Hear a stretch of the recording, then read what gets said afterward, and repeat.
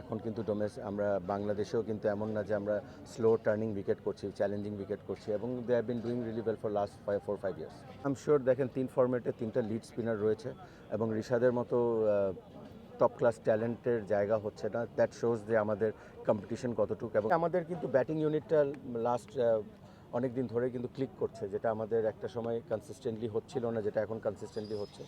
একটা প্লেয়ারকে কিভাবে কমফর্ট রাখা যায়, যে একটা ডোমেস্টিক এনভায়রনমেন্ট থেকে ইন্টারন্যাশনাল এনভায়রনমেন্টে আসার পর যা যা প্রয়োজনীয় দরকার ওইগুলো ছিল। And he is a matured guy, অনেক দিন ধরে ডোমেস্টিকে পারফর্ম করছে, আগেও ন্যাশনাল টিমে খেলেছে, সাকসেসফুল প্লেয়ার এসেছে। I am glad that he performed instantly এবং যেভাবে সে খেলেছে, যেভাবে সে ডোমেস্টিক খেলে ওইভাবে এসে কিন্তু সে খেলেছে। তার ব্যাটিংয়ের টোন বা তার অ্যাটিটিউডের মধ্যে কোনো চেঞ্জেস ছিল না। আই হোপ সে সামনে আরও সুন্দর ভালো কন্টিনিউ করবে।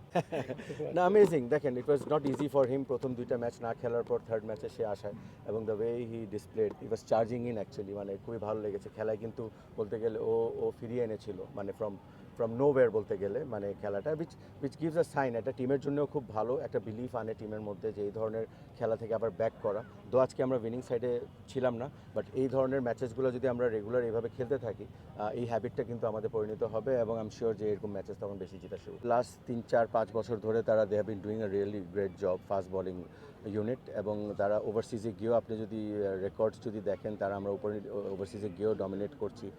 এখন কিন্তু আমরা বাংলাদেশেও কিন্তু এমন না যে আমরা স্লো টার্নিং উইকেট করছি, চ্যালেঞ্জিং উইকেট করছি এবং they have been doing really well for last 4-5 years. এই টপ ক্লাস ট্যালেন্টের জায়গা হচ্ছে না। দ্যাট শোজ যে আমাদের কম্পিটিশন কতটুকু এবং আই এম শিওর পাইপলাইনে এরকম অনেক স্পিনার রয়েছে। We are giving a healthy competition হওয়া কিন্তু একটা টিমের জন্য খুব ভালো। খুব ভালো, মিডল অর্ডার ওভারঅল খুব ভালো। অ্যাকচুয়ালি আমাদের কিন্তু ব্যাটিং ইউনিটটা লাস্ট অনেক দিন ধরে কিন্তু ক্লিক করছে, যেটা আমাদের একটা সময় কনসিস্টেন্টলি হচ্ছিল না, যেটা এখন কনসিস্টেন্টলি হচ্ছে। সো যেভাবে যাচ্ছে এই কনসিস্টেন্ট পারফরমেন্সটা যদি সামনেও চলে with the beauty of our fast bowling, spin and এটা আমরা 3 ইউনিট যদি ভালো করে খেলতে পারি, তো আমার মনে